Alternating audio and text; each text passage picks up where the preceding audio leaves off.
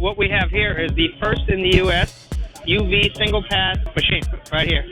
And essentially what this does is they can do corrugated, they can do foam board, any rigid material that will track on a belt, up to 49 inches wide and up to 1,000 centimeters or 398 inches long. That's how long the jobs can be. It's quite a feat. We're running the Conoco Minolta 1024 heads and variable dot, starting at 1428 and so on. And that's how we're doing the printing. There are up to 7 modules inside. Right now we're currently using only 4 of them. YK, and then there's one UV pinning module, which is inside the machine behind the ink, and then we have our UV main curing system right here. And you can run those independent of each other, so if you want a more glossy finish or a more matte finish, you can tune those to how you want the print to look. Right now we're running a very glossy finish because it's very catchy at the show. Let's actually walk over here a little bit. Let's actually do this in order. The main head of the machine is all right here. And there's 72 of these Conoco heads in here. And each color gets 18 of them.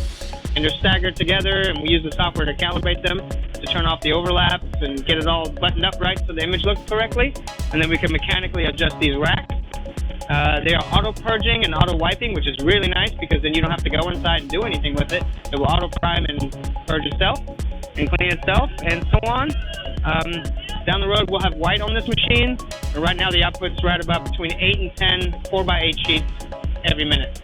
Every minute, not every hour, every minute, which is really cool. All the ink is held below, right here, and it is a 4-gallon system that you can add at any time. So while the machine's running, you can literally just pour your ink on in, and everything is hunky-dory. It works on a negative pressure system, which is baffled at the top. So we constantly recirculate the ink. And the reason we do that is it keeps the nozzles in for the high-speed printing. It keeps the temperature of the ink consistent for, avoiding dropout, but also keeping the profile consistent. So you got to have your variable dot hitting just right. Ink temperature has to be just right.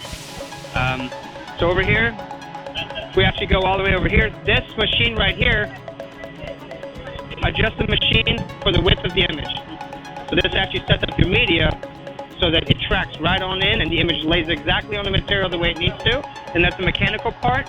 Right behind it are rollers with a very, very high horsepower suction system, which flatten out your material for you. Right after that, it goes through the rollers, which keep the material flat. And then there's an optical sensor that tells the machine exactly where the material is, and the image will be placed as it goes through the machine. The whole thing takes about 4 to 5 seconds for a board to come out the other end. The VSP 1400, and that's because the width is 1400. Pretty interesting machine.